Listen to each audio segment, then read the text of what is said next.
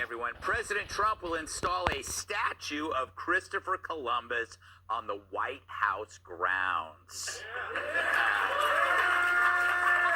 And as you know, the last statue on the White House grounds was installed by the Democrats. Vice President J.D. Vance revealed he was in a van near Mar-a-Lago when U.S. troops captured Maduro. Don Lemon was also in a van because he lives in one.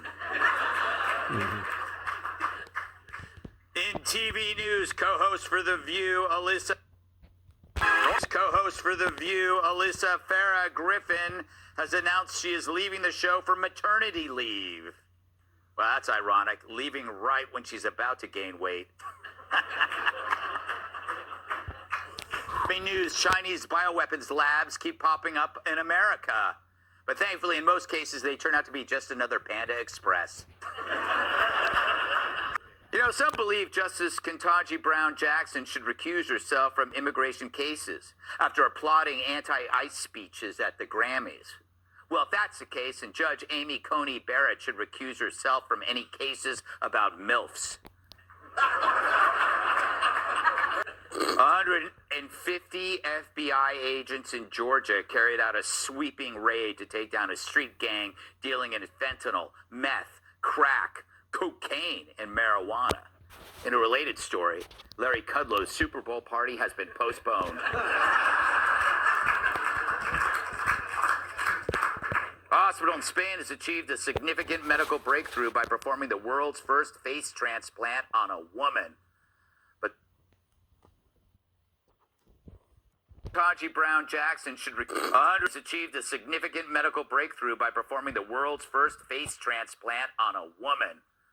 But so far, it looks like her body has rejected it.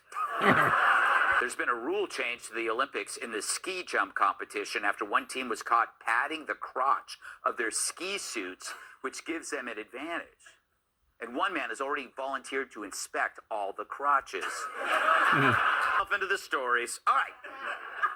So Scott Besson testified to the House on the economy, and Maxine Waters actually let him speak, and we all lived happily ever after. Just kidding. It was about as civil as a Spirit Airlines terminal after a flight got canceled to Mardi Gras. Roll it, Sven. These tariffs will result in half reclaiming my time. You don't get to talk. Lumber is at a 5-year low, Congresswoman. Reclaiming my time. Let's just have the facts. Reclaiming my time. Study from Wharton University reclaiming my time. Reclaiming my time. Reclaiming my time. Was a mass reclaiming my time. Reclaiming my time. Reclaiming my time. She should audition for America Lacks Talent. She'd probably beat Maroon 5. But you don't get to talk? Lady, testifying is talking. You don't get to talk, is what I tell hookers when they visit me in the library. But Oprah Winfrey wasn't done. Mr. Chair, will you let him know that when I asked him time does belong to the housing woman stock. from California. 10 and 20 million immigrants Can you took shut up the him up? housing stock of working Americans, and can you maintain some level of dignity? It's like being interrogated by a DMV clerk with Tourette's. Now, she tried to claim tariffs were inflationary and ICE was tanking housing, but when Scott's actually able to answer, the whole act falls apart.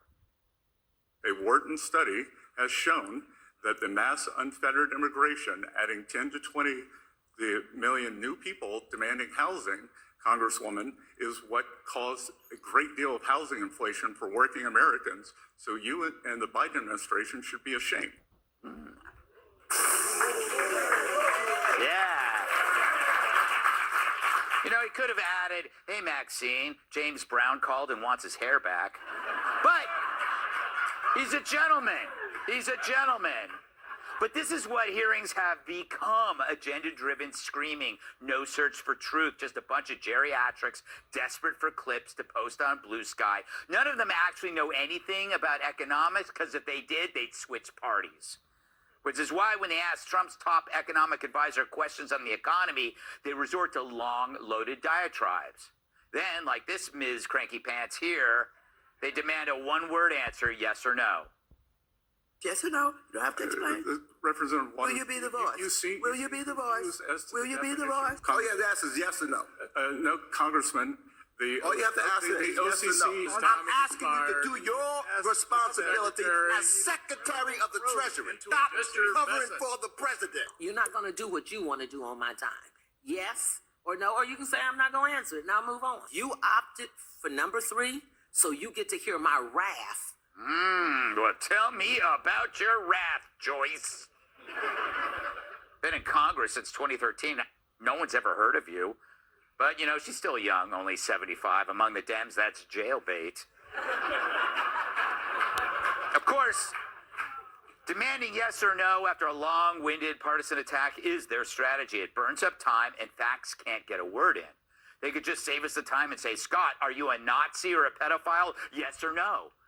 But if they didn't cut him off or talk over him, they'd hear that tariffs raised $200 billion in 2025, a 250% increase over 2024, and that rents have fallen faster than Joe Biden leaving the men's room with his pants still around his ankles.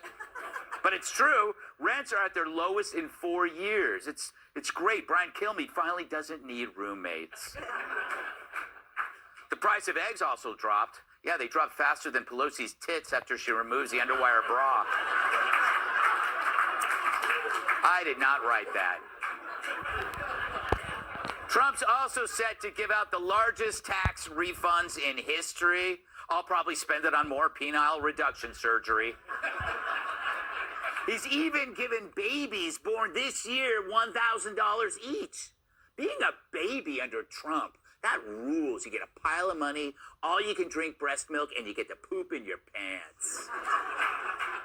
It's like they know what it's like to be me. Of course, this isn't meant to edify the public. The Democrats want political theater, and they want Republicans to be Abe Lincoln.